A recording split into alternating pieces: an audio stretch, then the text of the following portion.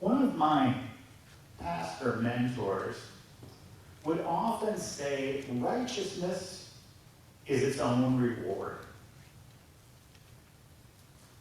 This sounds counterintuitive, definitely countercultural, and also, kind of anti-freedom in a way. I mean, should not good actions, virtuous deeds, shouldn't they result in some kind of reward? We do expect some sort of benefit, sometimes a tangible benefit, for doing what we know is right. Human nature seems to have the expectation of some sort of reward, being right, or a requirement for good behavior. This expectation can be seen in the cynical adage, no good deed goes unpunished. So, what is the reward for righteousness, for good behavior, for doing the right thing?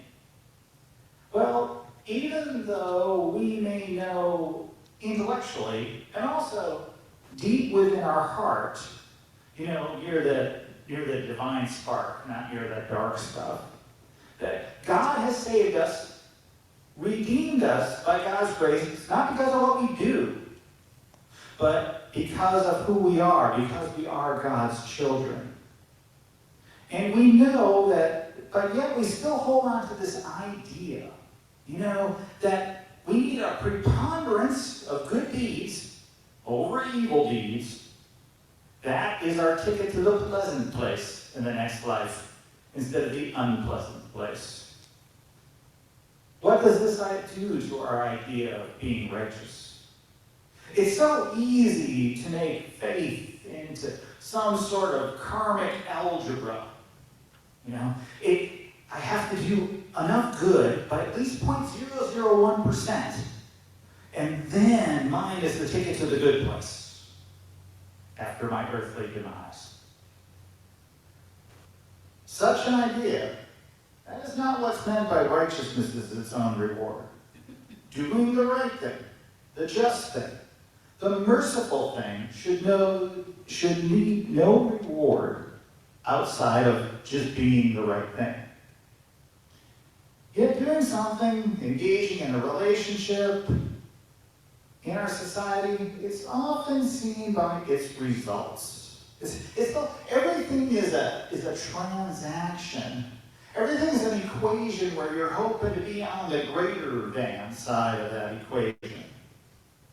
What should our motivations be? How can we work to change our motivations and also the motivations of the world? Now, our readings for today all address social orientation, or what we would call social networking. All the readings have a transactional aspect to them, but also they all call for something more, something bigger. We're going to look at part of each of the readings and then see overall what themes they may present to us. We're going to start off with Proverbs. Now, Proverbs is one of the books of the Bible that's really not designed to start in the beginning and read all the way through to the end. Proverbs is designed to take out little pieces and read them and see what they may mean to you. Now, scholars have different ideas, but most believe that the purpose of writing the book of Proverbs was to young men who were starting to make their way in the world. And these were also young men that were, we would say in modern times that they were young men from families of means. They were going to go out into the world and they had some resources behind them. But I would also say that the ideas in Proverbs are definitely still applicable to people of every social station. We just have to use a little bit of metaphor underneath it if you'll see in just a moment. So our reading from Proverbs today part of it concerns what you should do when you're in the presence of the king. Okay, now, here's where metaphors can be helpful. Because most of us are not going to be in the presence of the king. This is, an instruction that most of us are not going to have a literal thing to go to. But the book of Proverbs says, what should you do in the presence of king? Well, think of how things might happen today. So if you've got a chance to be in the same room with someone important, someone that may have some social influence in your job, in your lifestyle, any of those things, one of your tendencies is to try and get close to them, to try and get noticed, to try and show up front. That would be what our society would say, you gotta be networking, you gotta get up close, you gotta find the most important people. Those are the ones that can get you somewhere in this life. Now, the writer of Proverbs realizes that. The writer of Proverbs acknowledges that the tendency of these young men is going to be get close to the king. But the writer of Proverbs says, this may be a risky undertaking. Because if you position yourself too close to the king, hoping that you've got the right amount of honor, someone else may come up and say, excuse me, this is not your place. Your place is back in the corner. That's where you need to go. Now, in modern society, I think this is a risk many people are willing to take. Because if you get to stay in the right networking place, okay, all is good. But if you gotta get moved for some reason, that doesn't seem to have much penalty behind it. There doesn't seem to be a lot of risk. But in the ancient world, there was a lot of risk in this because of the honor-shame society that they were. Honor was very important, and shame had some real consequences. Shame could spill over into not only you, but your friends and your family as well. And honor as well. Honor could be piled up and overflow onto your children and to your friends. So let me take a little illustration that may help us understand this. So you're going to a stadium for a concert, or it's a big concert hall or a sporting event. And you've got tickets. You've got tickets not for the front, okay? You've got tickets somewhere toward the back. And the concert's about to start, or maybe it's even started, the football game, the game's ready to start, and you notice that down there are some seats that nobody's sitting in. Nobody's sitting in.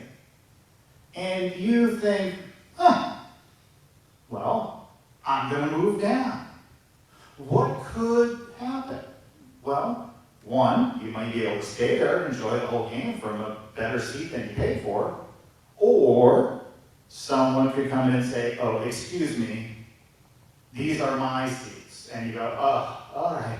And then you would just, kind of leisurely leave and go back, or, maybe you've got a really uptight person who has those seats and they bring security with them. And then, maybe there's a little bit of an issue, but it's not bad. You get back in your seats, okay?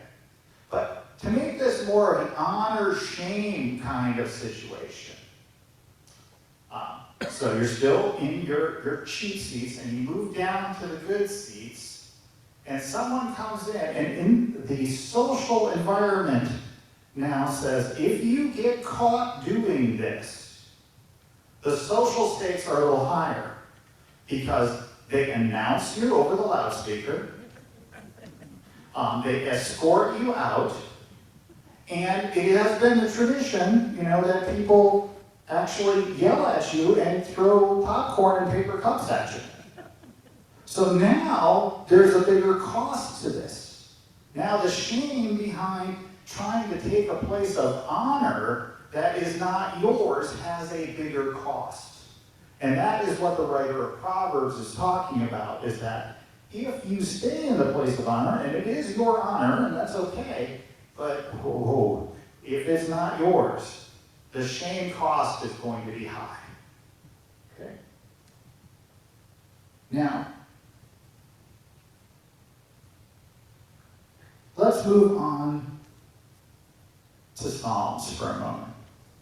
So in Psalms, we see a number of things that the writer of Psalms is talking about that we should do for the meaning of righteousness. We hear things about giving freely to the poor.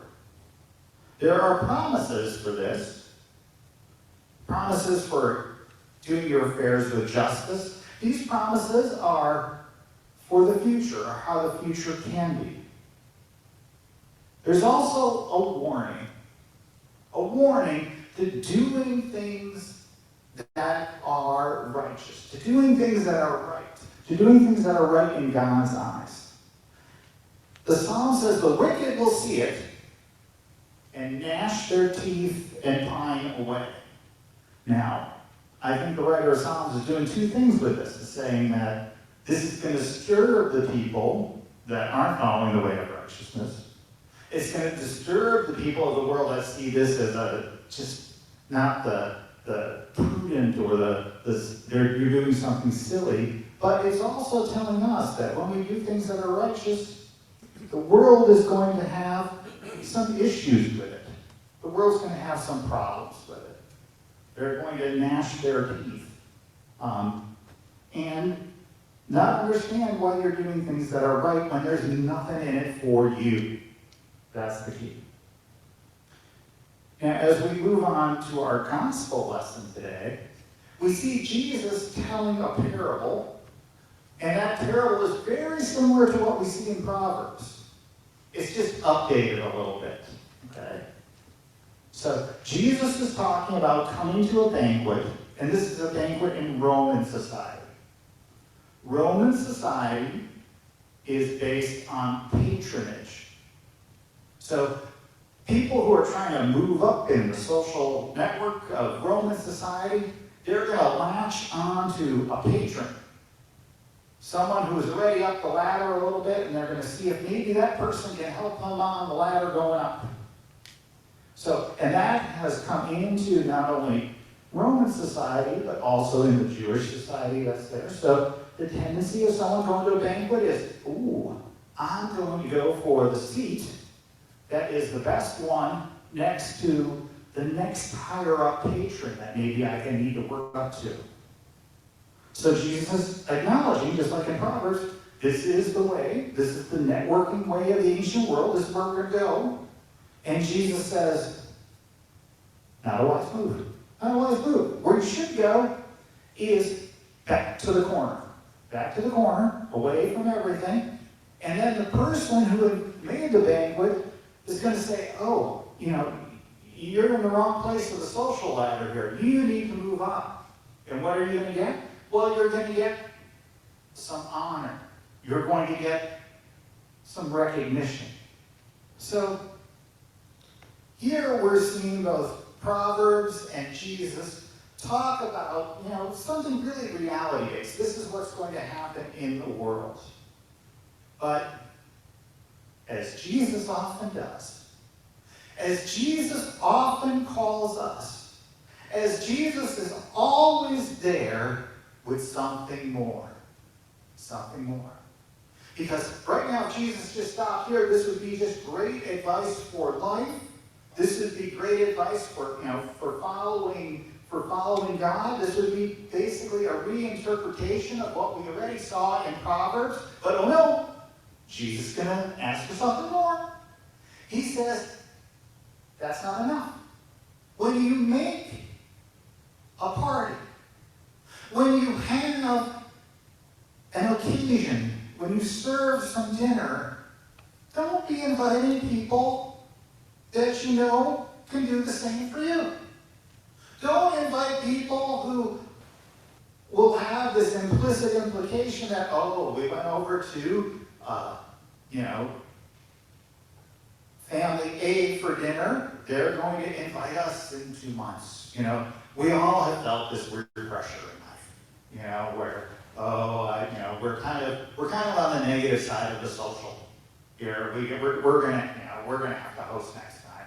It's been a while. We've all felt that, I think, in some way, shape, or form.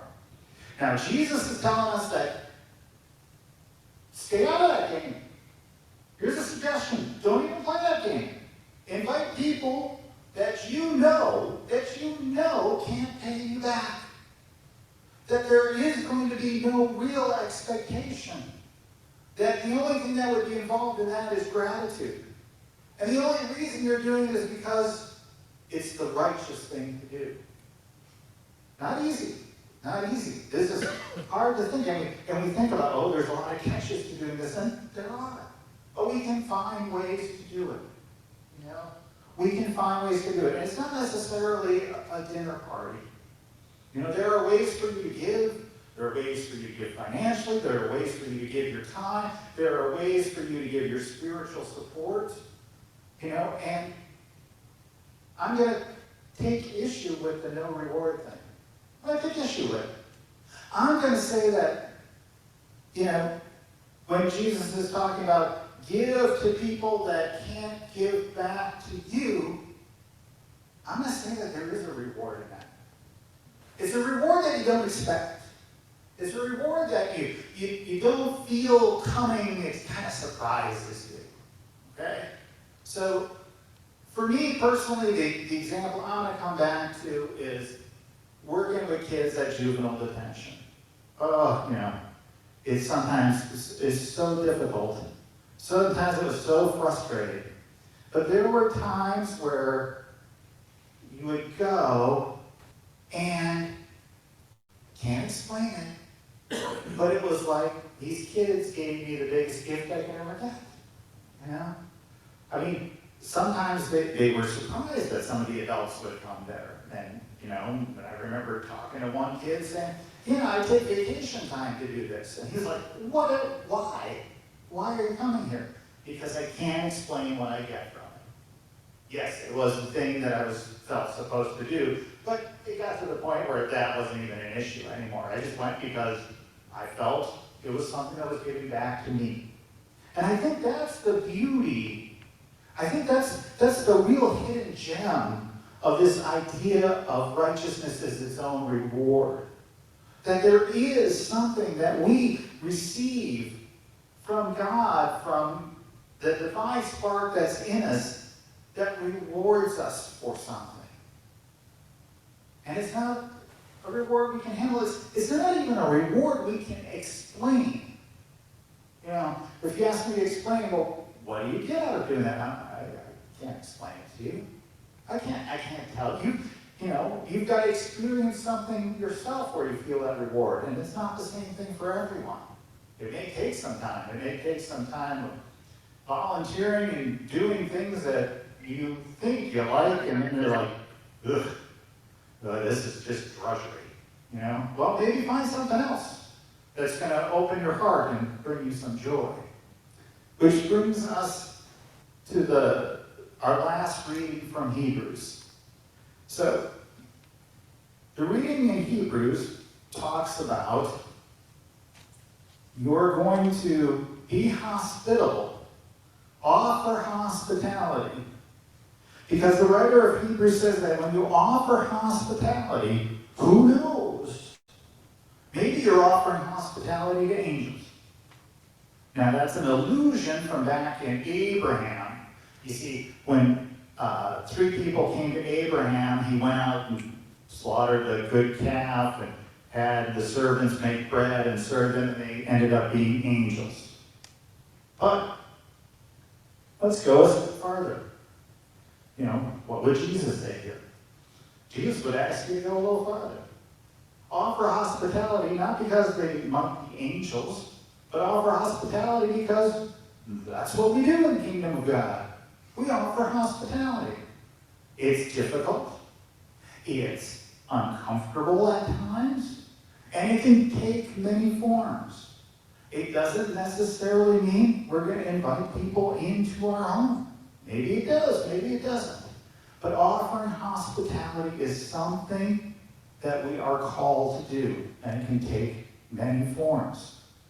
And whether angels show up or not, we're still called to offer hospitality. And whether angels show up or not, we're still going to feel some sort of reward that we can't explain. And I think that's what I'd like to leave you with, is try and find those situations that offer you a reward of righteousness that you can't explain. That you can't explain. Now sometimes doing things just because they're the right thing to do, well, that's just what we do. There's certain times, we do things that we don't feel any reward for. We just do them because we feel it's the right thing to do.